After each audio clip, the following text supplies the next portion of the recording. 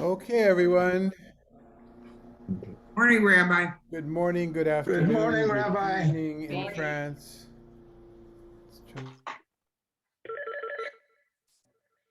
I hope you've got the text for today, Yeah. and folks, this is we're actually going to finish the Book of Judges today, and Let's, so let's, Oh, let's do Eov, Job. I didn't get to read this. Uh, I usually. guys, hello, hello. Why don't we begin now, okay? And Okay. let's do a little reading and focus on the text. We're in the last chapter of Judges now, okay? Judges 21. If you don't have the sheet. And if we could begin, Jackie, if you'd read for us, let's just bring everybody up to date. Um, we Our theme has been in those days there was no king, because that is a recurring phrase that happens in this last part of the book of Judges, which is an appendix. It's an addendum to the book of Judges. It doesn't. If you notice, there's no judge here, right? There's no leader here. There was Micah, who created his own little temple, with his own Levite, his own priest, and did his own thing. That's what started this part of the book. He's far from being a judge, a hero, either a military hero or a judicial, a wise person. And then come the Danites, and they steal away his temple, his priest, and his paraphernalia.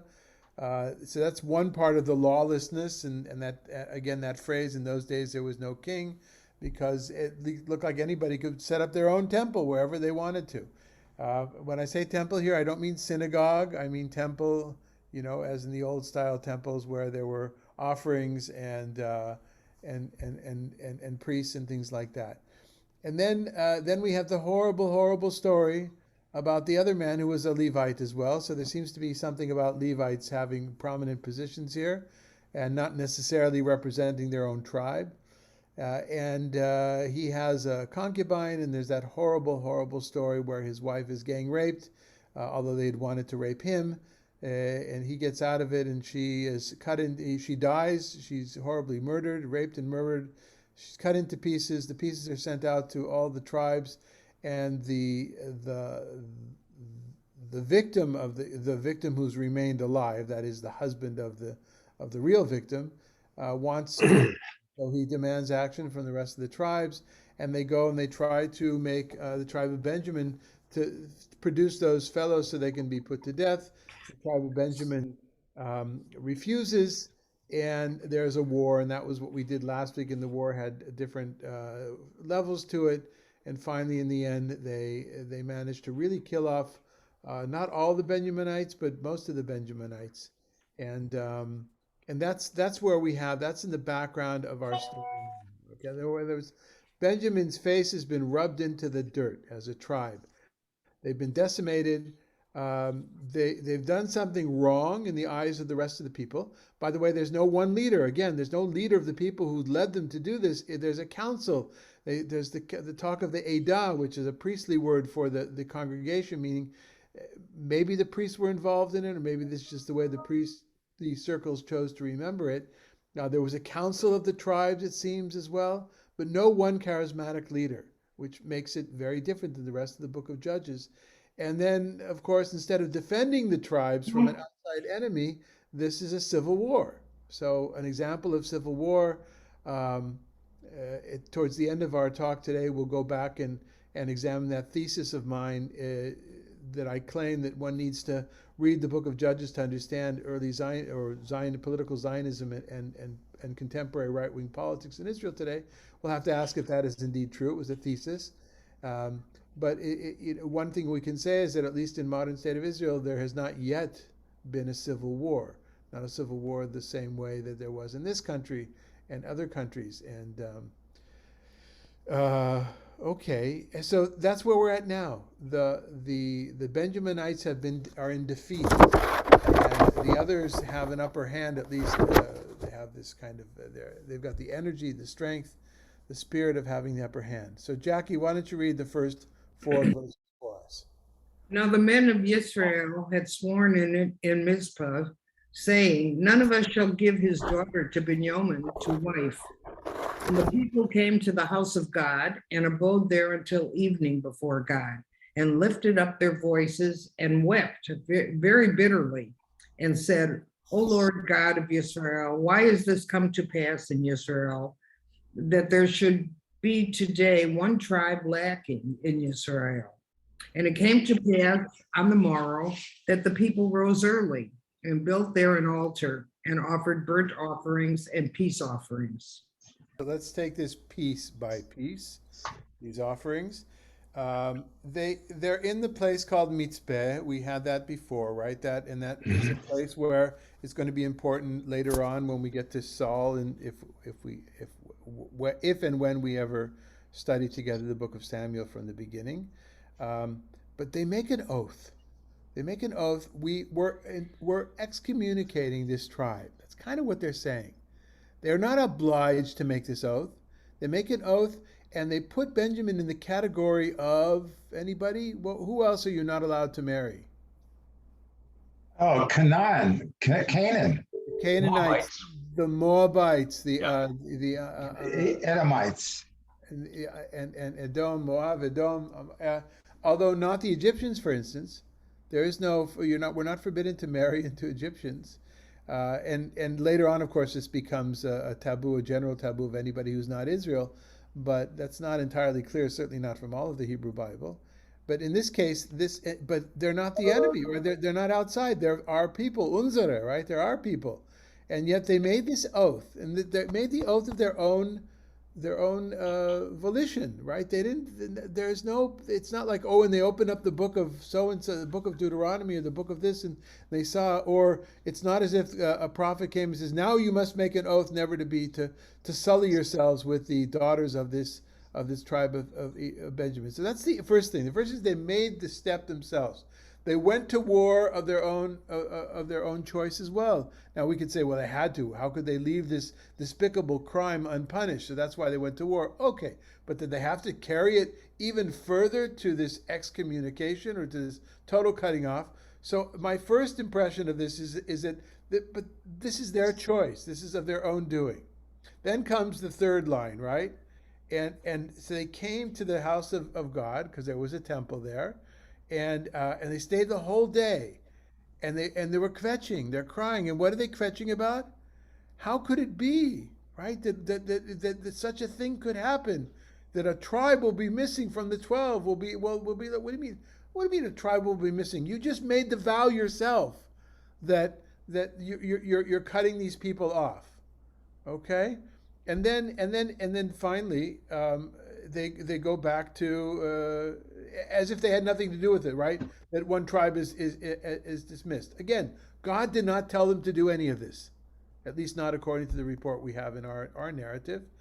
And then they go back to their service. It's like they did what they needed to do, and then they go back to real life, I guess, to regular life. And so it seems. So this to me is an intentional portrayal of the people of being a little bit confused. Maybe we would say in Hebrew, hafuch halafuch. They're farbongent in Yiddish, right? They're topsy-turvy, right? It's kind of like, yeah, okay, enough. Comments or questions before we go on? Comment. It sounds like Yisrael is much the same as it is now. Like many people think this way, and the other half or a quarter think a whole lot different. But they're still in Yisrael. Okay, so you're saying let's just be careful here for those that didn't grow up in our tradition with our use of language of Hebrew and of Yiddish. You're saying there's Yisrael here. Let's make no mistake. Yisrael here is not the person, and it's not the state of Israel. It's the 12 tribes. Right. Okay? And then the other use of Yisrael used today was the state of Israel, I think, right? Yeah, right. Okay. The state of Israel now. Yes, except for now I'm going to differ with you. Okay. While there is political division in Israel, not unlike there is here, it's actually not as, well, yeah, it's different. It's different than here, but as of now, we still have not had a civil war. In other words, this is not, that was an actual civil war where they killed tens of thousands of No, men. no, Okay? I'm sorry. I was referring to only in this, it says now the men of Israel. And when I'm referring to the tribes, to the 11 tribes as Yisrael. Okay. Another, Yes, go ahead. So I think that there was among it says none of us shall give his daughters to Benjamin, and they were still a little uneasy about it. Some of them were uneasy about getting rid of one whole tribe. Okay, so what my point was in this paragraph that we read 1 to 4, you have both of those things.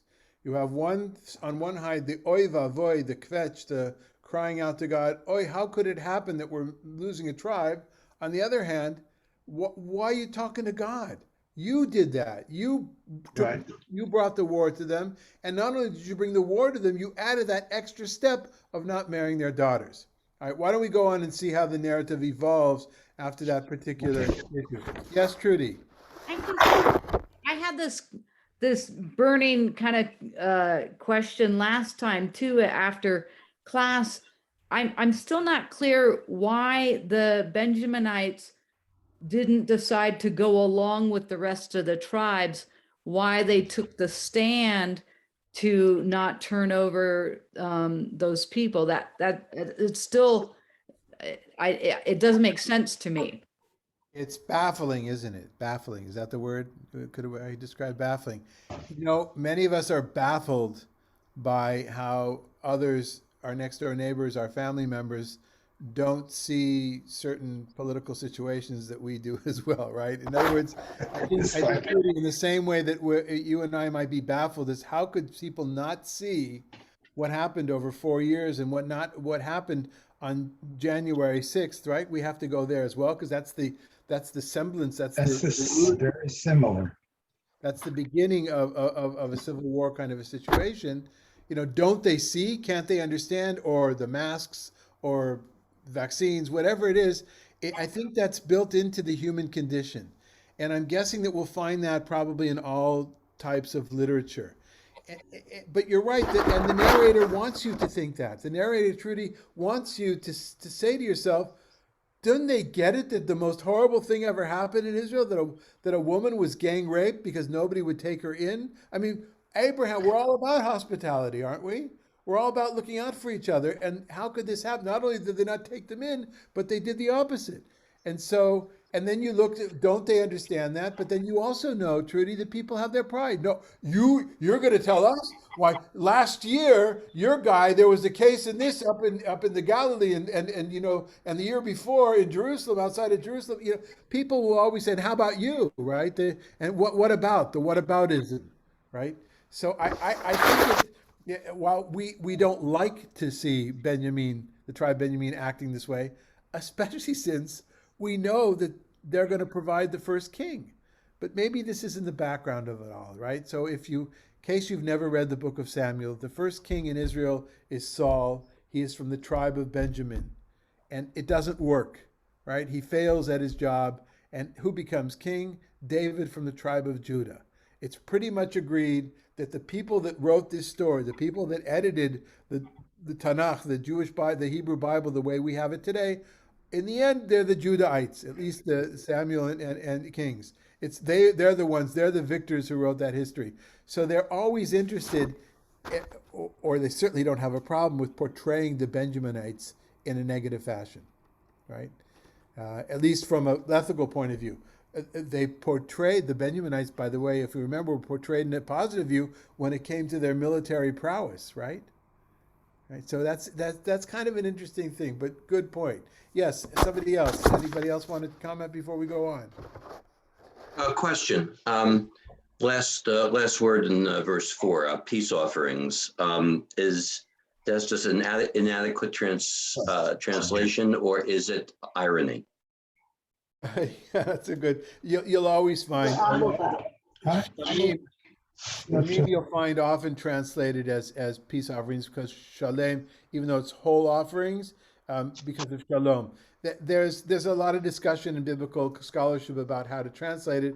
And I once knew, I think the peace offering may have first come in the King James version, but in other ones, I think you'll find whole offering or well-being offering. Yeah, altar is well-being offerings. Well-being, yeah, yeah. So there's a lot of talk in but it's not just translation. All translations come from, I hope, come from scholarship. At least they're meant to come from scholarship.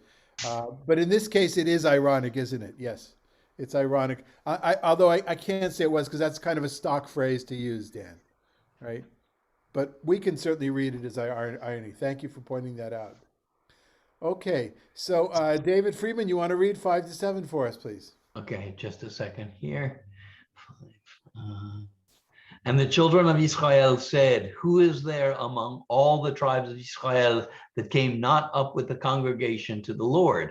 For they had made a great oath concerning him that came not up to the Lord to Mizpeh, saying, he shall surely be put to death. And the children of Israel relented on account of Benjamin, their brother, and said, there is one tribe cut off from Israel this day. How shall we do for wives for them that remain, seeing we have sworn by the Lord that we will not give them of our daughters to wives?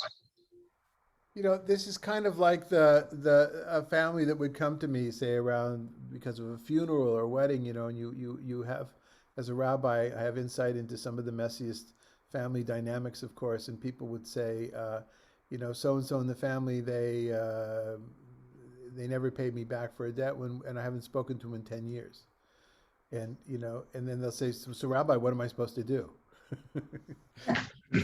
So that the variations of that are numerous. There's a simple phrase in the Talmud that says, "Hapesha asar hu hapeshitir." Hapeshi-hitir hu hapesha asar. Or am I getting it backwards? Anyways, the mouth that forbids something is the mouth that permits something, right? Just knock on your head, and even, you know, people in America love to talk about, yes, we have a family tradition. You find out they've been doing it for 7 years. You know, they've been buying a certain kind of turkey, preparing it a certain way. We have a family tradition, and I respect that. I understand there's a lot of comfort in it, but you know, it's like you find out that the turkeys are raised in an inhumane fashion, or that they have toxic waste in they're toxic somehow. It's kind of silly to say, yes, but we have a family tradition to eat those kinds of turkeys made in that way. There's a lot of stuff in the human condition in which we blame others for the situation we have put ourselves into. And that's what I see happening here. This lamenting, we've lost a tribe from Israel, but you're the ones that did it. And not about, okay, the war, I understand. Yes, who was about to say something? No, I'm just going to say it was their own fault. Okay, any other comments before we go on? Rabbi, Yes. Rabbi, I'm a little confused by the pronouns here. I'm not quite sure who is referred to. Where it says, who is there among all the tribes of Israel that came not up with the congregation to the Lord? Presumably they're referring to Benjamin. Is that right? Correct, yeah. Everybody else did. And then it says, for they had made a great oath concerning him that came not up to the Lord to Mizpeh, saying he shall. So were they saying they had made a great oath concerning Benjamin? No, well, concerning anybody, but in this case, it's Benjamin, right? Again, Okay. right? Everybody's supposed to come up. Oy vavoy, whoever doesn't come up, but they themselves made an oath, right? That they themselves went to war with them, right? They themselves cut them off from marrying their daughters, and so then they built into it. And anybody who doesn't come up, they're going to be put to death. It's this kind of, it's this heaping on of these self-proclaimed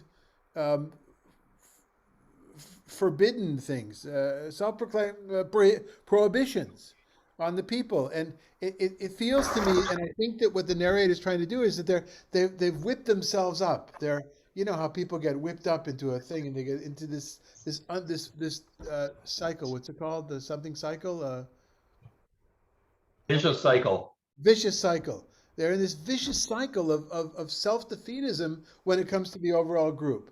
Remember, this is the end of the book of Judges, which has a number of stories about not all the tribes of Israel. It was never, even though the Deuteronomic framework of each of those stories said, and the people of Israel, the Israelites had years of quiet, and then they did evil in the eyes of the Lord.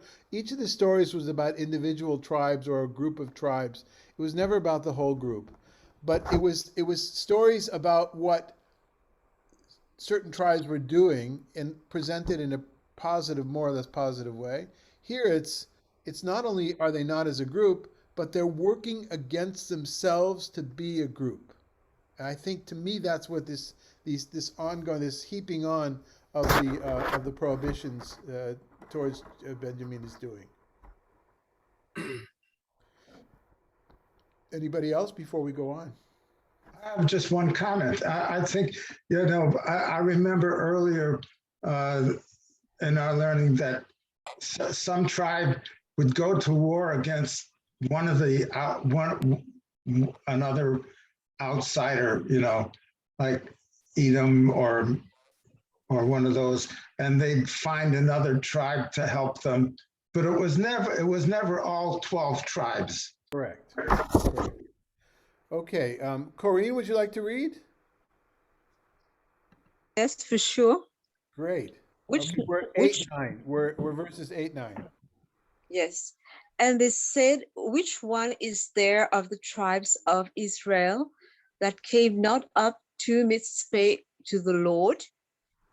And behold, there came none to the camp from Yavesh Gilad to the assembly.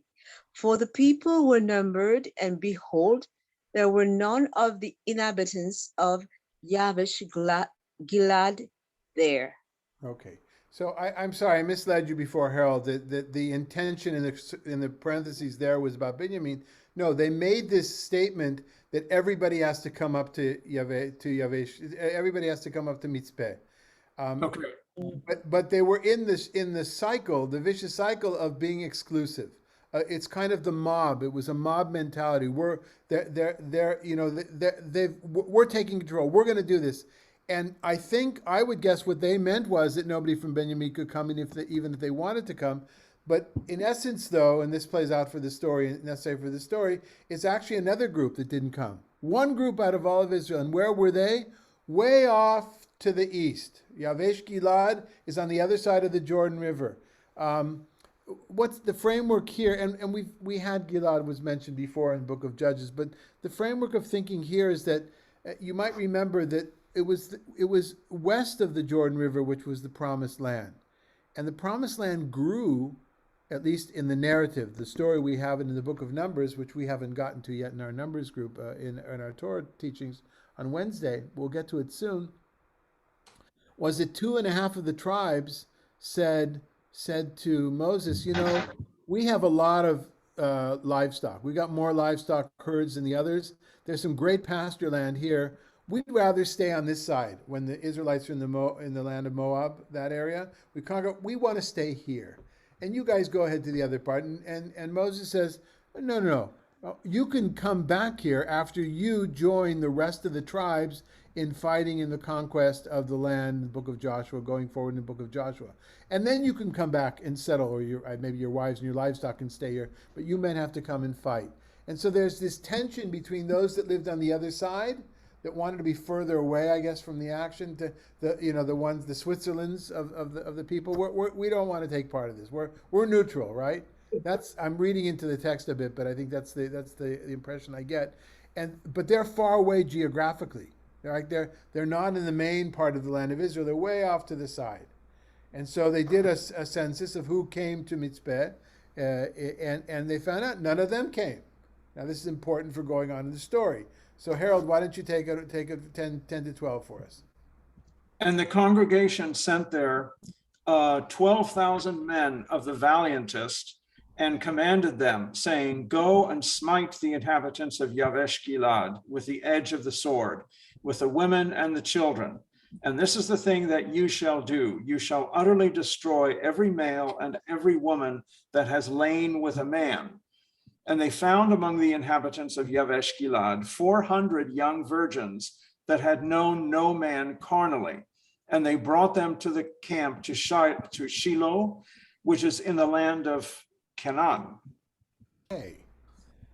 So this seems like a needless diversion from what they've already done. In other words, they had a civil war with Benjamin. It was a bloody one. They suffered a lot of losses. In the end, though, they figured out how to do them in. They almost annihilated, not entirely, but decimated the tribe of Benjamin. And then they say, it's kind of almost like they say, well, who else isn't falling into place? Who else is not going by the crowd, the mob's law here? And they say, well, you know what? Go out and make war with them. They're part of the Israelites. They're not the enemy. They're part of their own people. But why did they do it? We understand what. Ostensibly, it's because they failed to show up at Mitzpeh. But now we understand towards the end of the story, maybe there was another reason they did it. And what would be the reason? Women. The women, the virgins, not just the women, the virgins, the virgins. Okay? All right. Let's go. Sister Claire, 13 to 15. And the whole congregation sent some to speak to the children of Benjamin that were in the rock Rimmon, and to call peaceably to them. And Benjamin returned at that time, and they gave the wives whom they had saved alive of the women of Yavesh Gilad, and they sufficed them not. And yet they sufficed them not. And the people felt regret for Benjamin, because the Lord had made a breach in the tribes of Israel. Okay, so this Lord, that they felt regret is Vaham Nicham Levinyamin, which is the second line of the Hebrew on the page before, which echoes the second line of 1 to 4 in Hebrew as well. V'inachamu b'nei Yisrael el Benyamin achiv. This kind of nicham, which is a word that's used for regret. It's used for sorrow. What to console? Isn't the Nachem to console? Today it means to console, so it has to do with sorrow as well, right? The name Menachem like Menachem Mendel, Menachem means one who consoles. Nichum Avelim is when we go to comfort mourners during the Shiva, during the 7 days of mourning, and so that's in the background of the thing. We find out now that it seems like the casus belli of going out there was a constructed one. No, we made up this rule that anybody who doesn't come here is going to be put to death. Oh, they didn't come, we need to put them to death. Oh, by the way, we can pick up a few hundred virgins there to bring back to Benjamin. Now, why do the Benjaminites need virgins? Anybody? Why do they need them? Because they killed them off. They have to rebuild the tribe. So it reminds me a little bit of not the same, but a little bit like United States after World War II in Europe, right? Yeah. Yeah. I need to develop that further, but they feel bad about it. And the main thing is, and nobody feels bad about Yavesh Gilad. That's interesting, which leads us to believe that the person who told this story already thought of the Yavesh Gilad people as way out there and not entirely part of the group. But Benjamin, they're central, right? And we feel bad for what we did to you, even though, in parentheses, I'm saying, the narrator says, even though you yourselves, you constructed this whole thing that you did to them. The double whammy of killing them and then again swearing that our daughters, we're not going to marry. We're not going to marry with you. Okay, so we've got to provide people to marry you. How do we do it? Through this new enemy, this new quasi-enemy of our own people, and we'll capture their wives.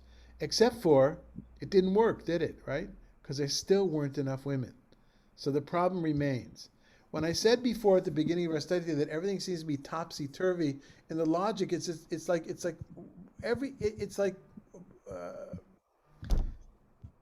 many of us felt. They don't even say what tribe Yavesh Gilad is from. There's no way of knowing.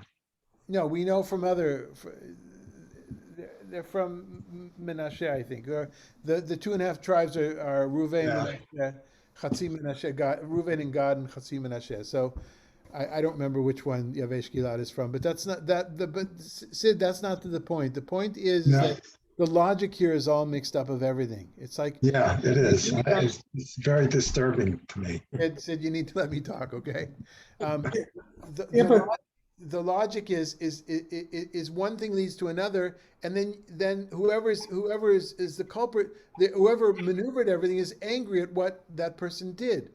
To me, this is less reflective of modern state of Israel, although I'm sure we could Yeah. find examples, but more reflective of the United States in the 4-year period that we Yeah. recently finished. Okay. Yeah, but we shouldn't expect people to, this is how people act. When they get up and have riots and uprisings, they don't think what they're doing, they do. And when it's over, they've got regrets and they've got things to fix, and they don't know how to fix them because they never knew what they were doing to begin with. Right, and so they fixed them, but that fix doesn't work, right? There's in this case, No. there's not enough women still. So, let's fix another thing. It's a fix upon a fix upon a fix, right? Yeah. Okay, so And it Gary, collapses. Gary, why don't you read the next section, 16:18? Then the elders of the congregation said, "What shall we do for wives for them that remain, seeing the women are destroyed out of Benjamin?"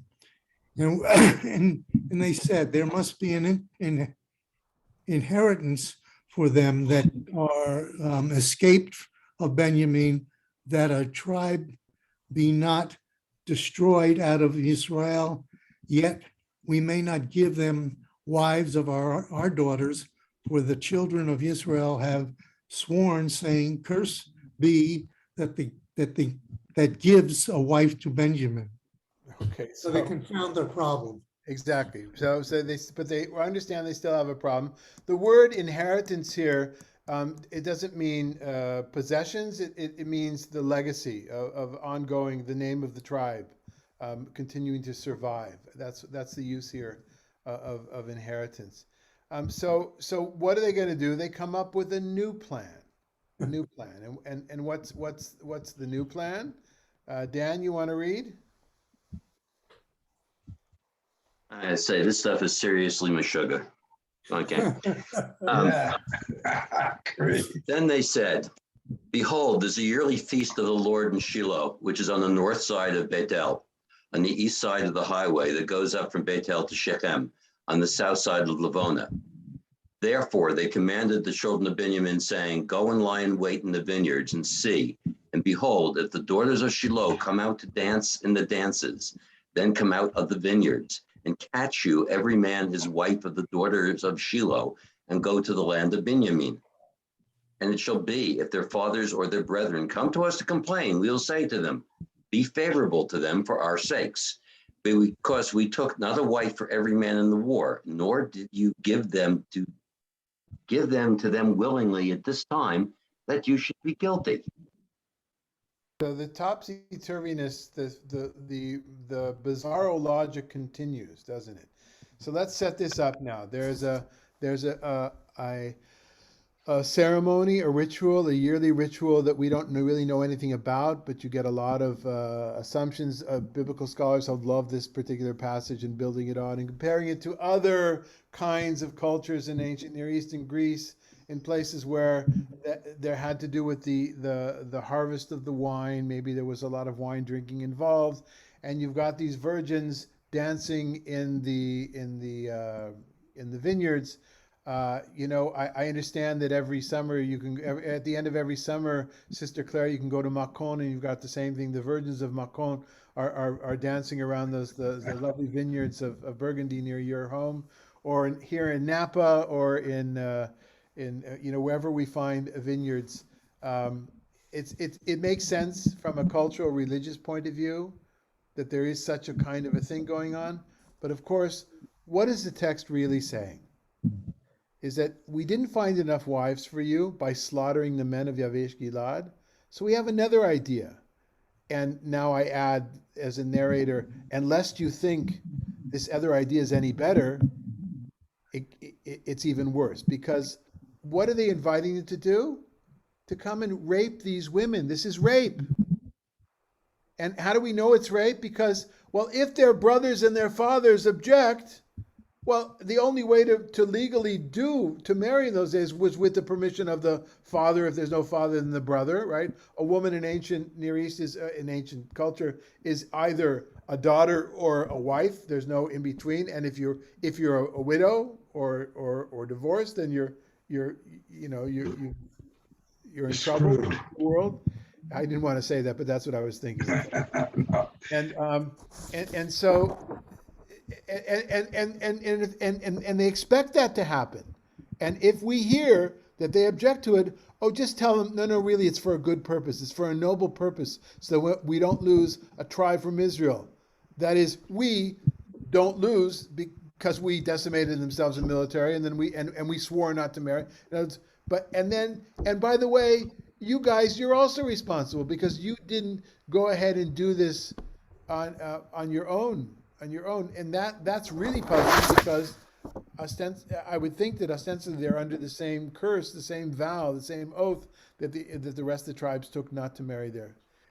It's bizarro logic, the whole thing.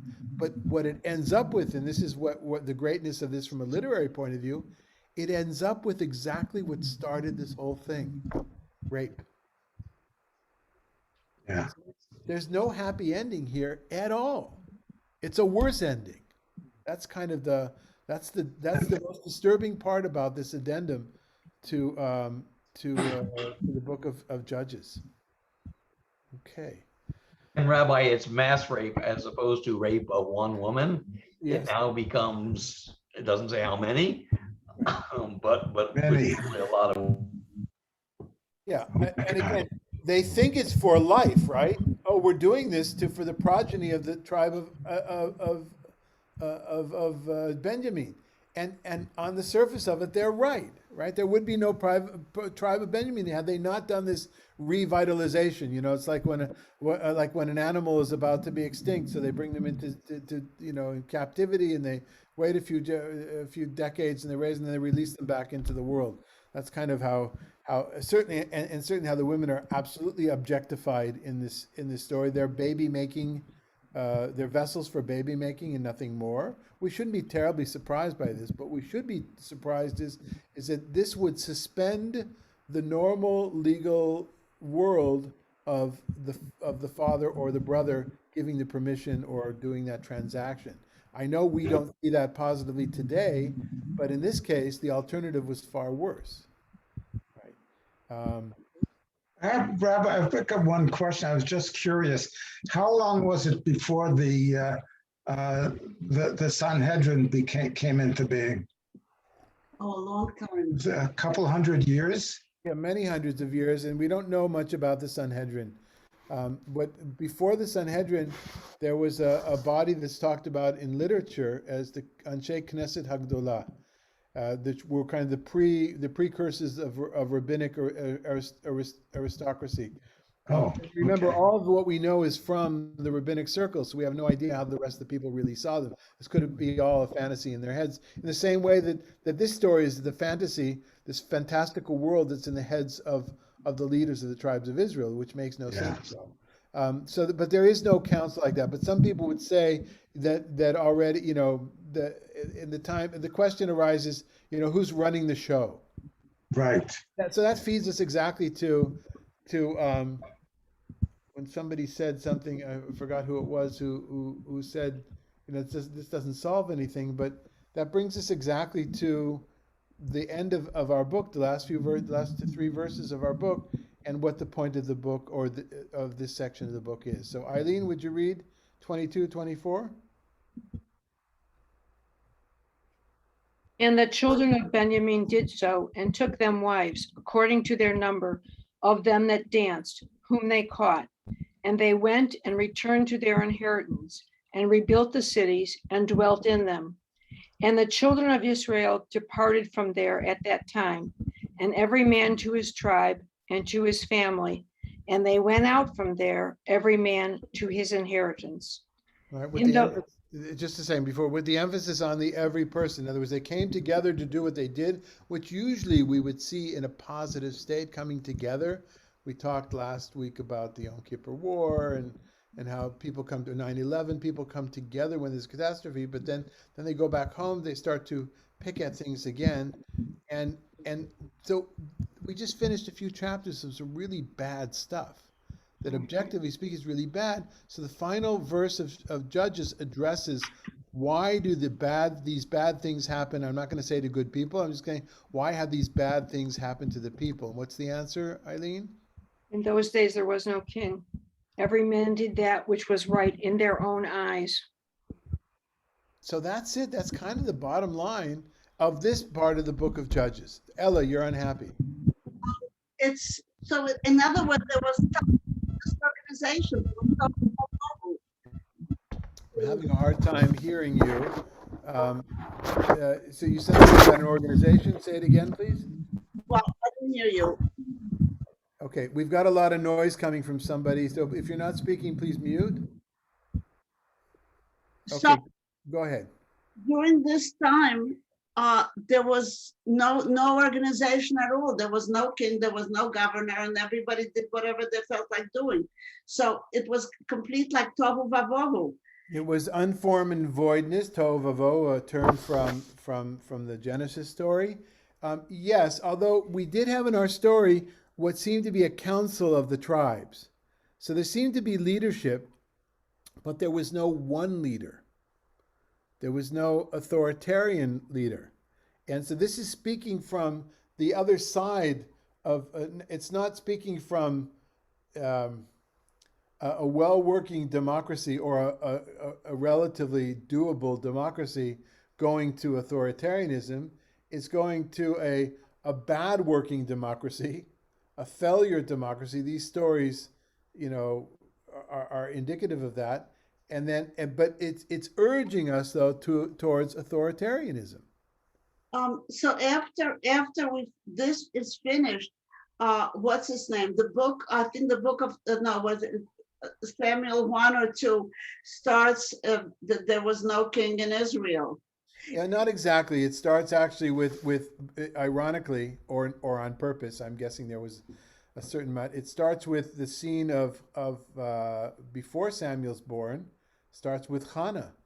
Anybody remember what the story of Hannah from Rosh Hashanah reading of Haftarah? Yeah, well, it's an interesting that she's accused of being drunk and she's praying, and we get all that sort of, the rules for the Amidah for these to this day are apparently derived from Hannah's prayer. Right. And where is she? Shiloh. Exactly. Temple at Shiloh. She, just totally, by coincidence, she's in the same place. She goes to the temple in Shiloh, has interaction with the high priest Eli, and so that's kind of interesting, right? So she in some ways might be the tikkun, the correction of what happened here. Here's a woman who actually is not drunk. There's no wine involved at all. She's so pure. And she is barren. She also has the problem of not having a child.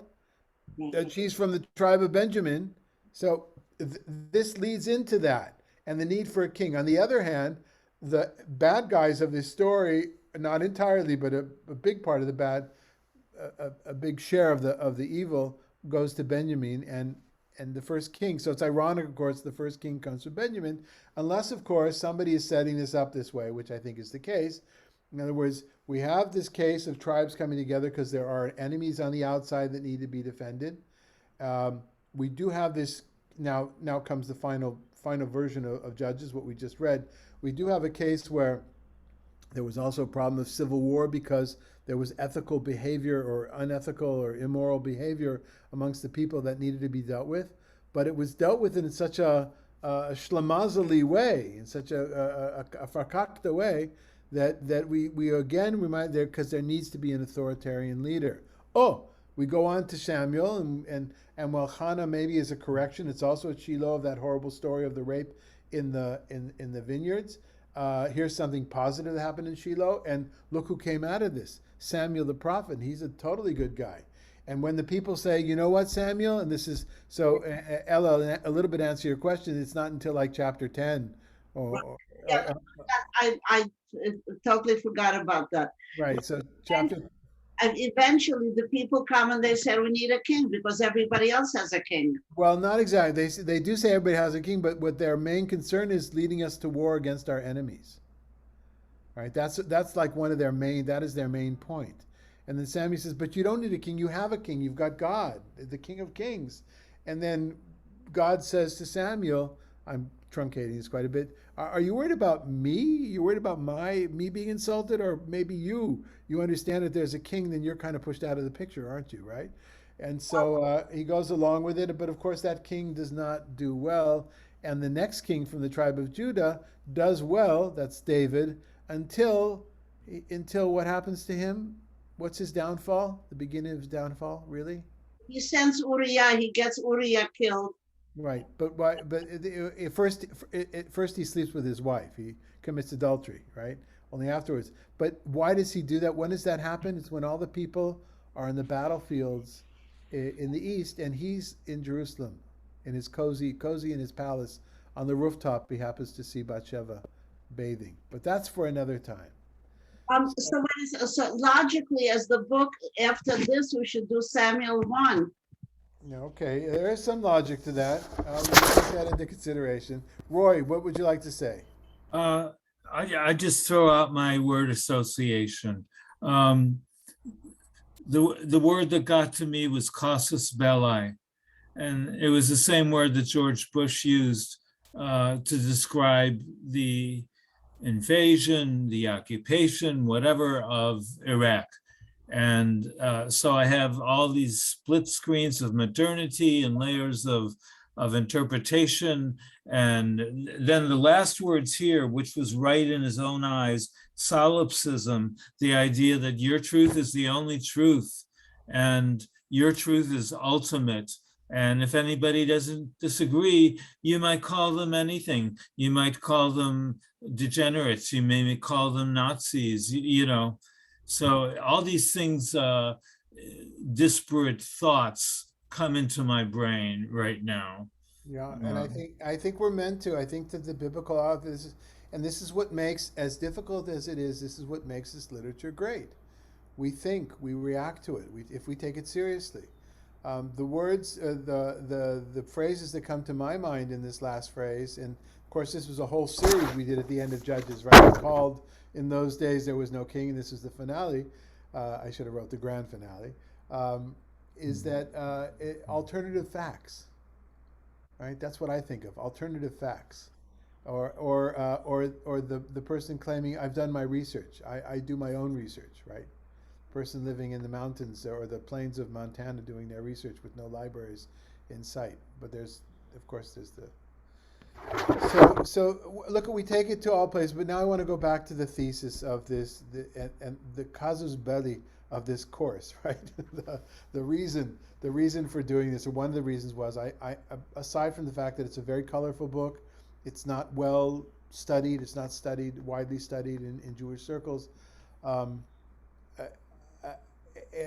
Is this thesis of mine that if you want to understand modern political Zionism, and if you certainly want to understand right-wing political activism in the state of Israel, the settler movement, it's important to read not only Judges but also Joshua. It's just that Judges is a little bit more interesting, is quite a bit more interesting than Joshua, to understand what's in the background, what's the theory behind the political practice of pushing people out of their homes, and not adhering to or not thinking in democratic terms the way we would think of them today. And I don't know if that thesis has really been proven. I think it still remains a thesis for me. But when it was possible, I tried to bring us in line with what's happened in the state of Israel, or what's happened with Zionism over the last 120 years or so. And the final word, as far as something like this, while is possible, because there are so many, there's a lot of arms, a lot of guns in Israel, a different dynamic than there is here. They're usually not handguns, they're automatic weapons, they're military weapons that are given, supplied to settlers in areas that are deemed to be dangerous. And there's always been, not always, but there's been certainly for the last 3 decades, a fear of a civil war. If land is going to be returned and people don't want to move off of that land, that they'll take up arms. And we've seen some very ugly situations. We still have, thank God, we've not had a civil war in Israel, but that doesn't mean that it's impossible. Comments or questions?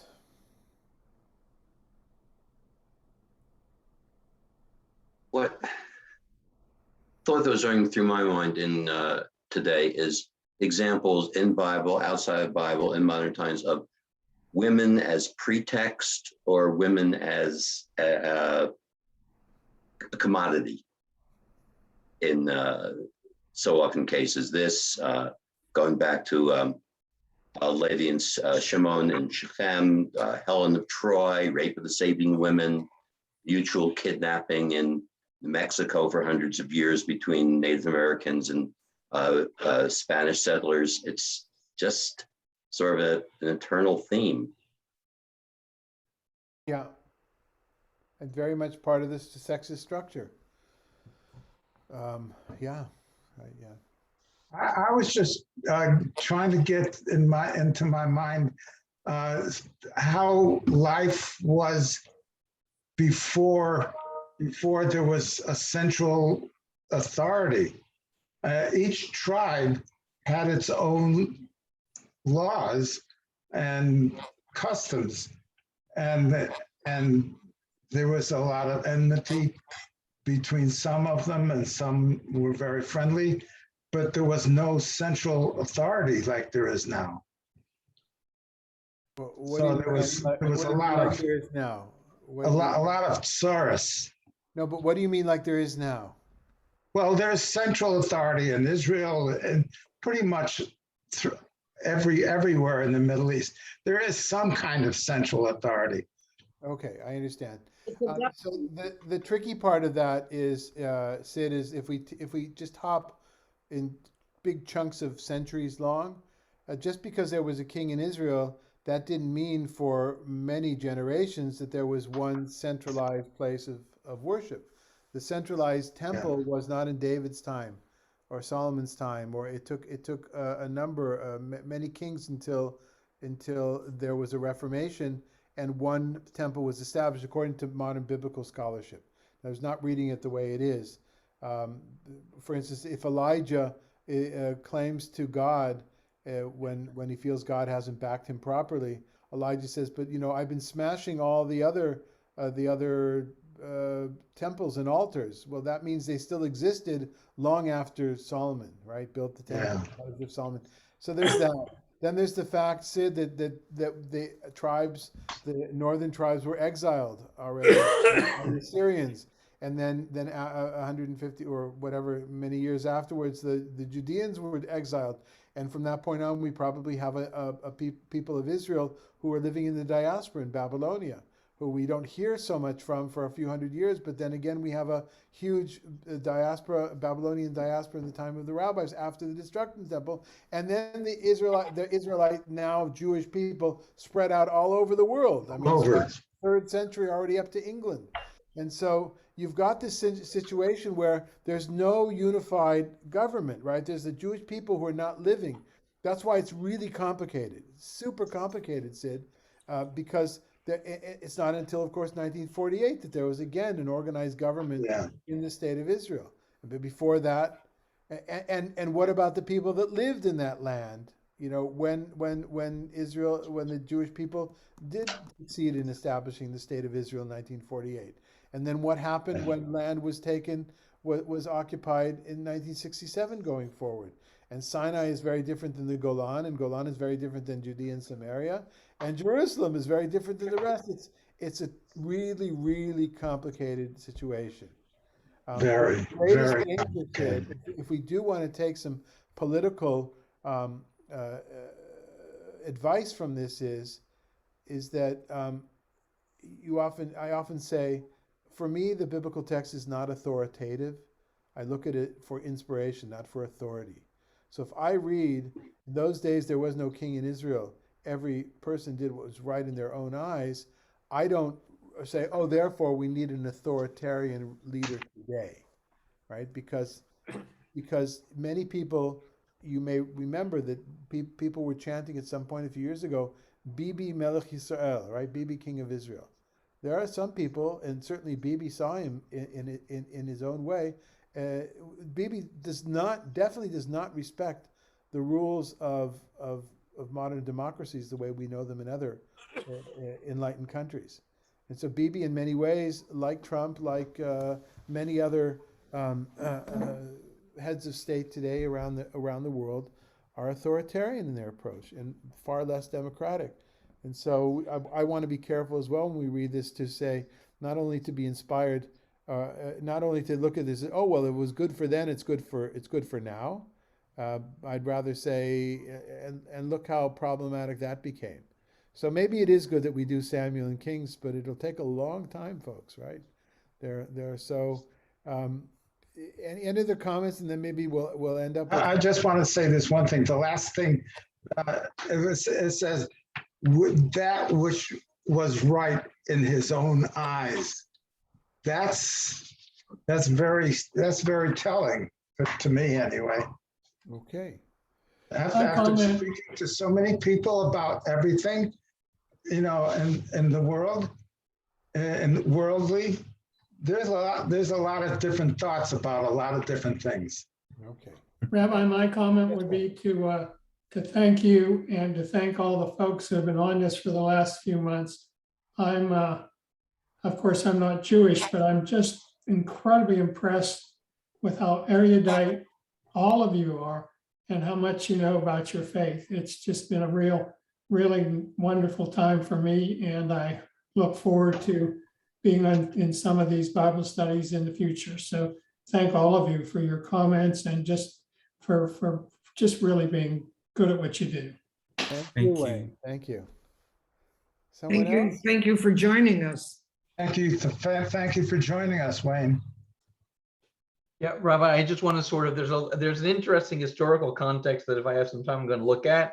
I read certainly the last verse and the sort of what's leading up to. It reminds me of actually a period in American history under the Articles of Confederation, where you had the 13 colonies and they all had governors, but there was no central authority. And so this is kind of the refrain that led up literally to the Constitutional Convention in Philadelphia in 1787. And as a very, very proud Philadelphian, that's sort of where what I sort of see into this, just because it was drummed into us. But I would not be surprised, given how much Jefferson and the other founders, Jefferson, I know read Hebrew, was a Bible probably more critic than scholar. He produced his own version. That this may have been in the back of their mind. So it's just this historical fact that I'm saying, gee, this sounds really familiar to me. Great. I love that. Thank you. Perfect. The thing that I worry about is that we see democracy as a solution, and it's not. It's a solution, because when you get a whole group of people together, no matter how strong the leader is, there's going to be dissension. And our ability to deal with dissension is really the issue of how we rule. And we don't do a very good job of that. And until we can face up to how we can disagree with each other, find answers, and live together, it doesn't matter whether you have a dictatorship or a democracy or some other royalty. It doesn't matter. Whoa. Sorry to be so pessimistic. That's all right. Well, but we keep going. I agree and disagree with Gary. I think it does matter whether it's a democracy or a dictatorship or royalty, with kings and queens, but in all systems, what you said is essentially what our practice needs to be to move forward.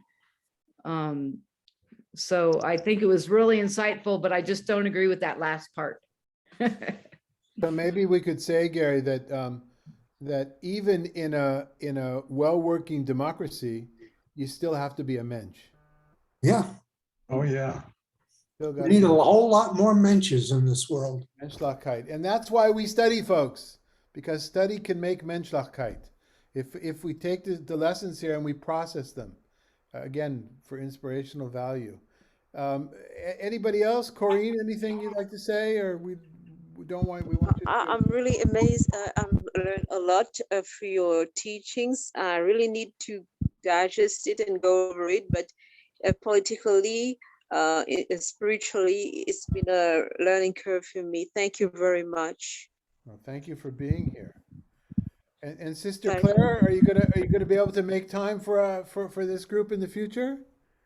I hope so. I've learned a lot. I mean, it was an eye opener to me. This is the book in the Bible that I've never opened, to be completely honest. And wow, it's just, yeah, I've learned a whole lot, and it's been really, really great to have that opportunity. So thank you very much. And I hope to be able to join in the future. I have an idea. Next time I'm at Taizé, then maybe we'll schedule this in such a way that we'll do the study on Zoom from the sitting room or around the table in your dining room with the other sisters. I think that would be a great idea. You and your sisters meeting the group here in the desert now, connecting to our folks here, wherever we are in California. Okay.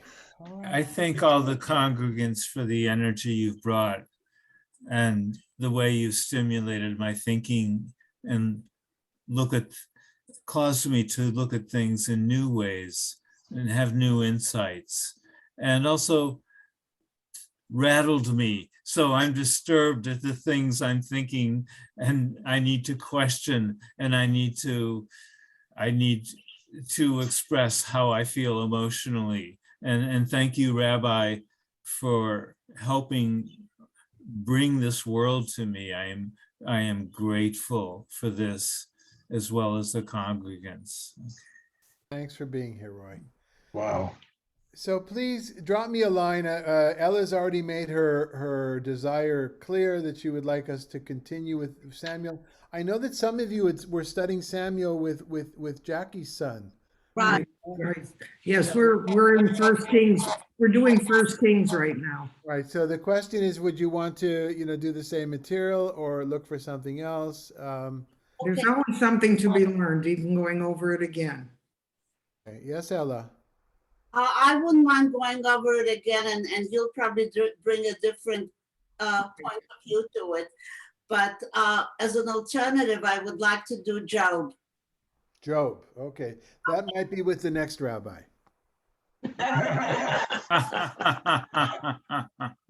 Job to me is totally intimidating, but maybe that's a reason to do it. I'm just afraid that we'll lose people after the second or the third meeting. That's what I'm afraid. That's why I never, that it was intimidating to me also. So that's why I'd like somebody to do it with me. Okay. All right. Anybody else? Parting words. I think this has been a wonderful addition to an unfortunate situation of the quarantine, that this is a plus factor, having Zoom, because we never would have been able to do this. So it's something good always comes out. You can always find good. Yeah, even if we go back to person, we'll continue Zooming the lessons as well. Well, that was exactly what I would say to my kids. Say, oh, another Zoom class? And I say yes.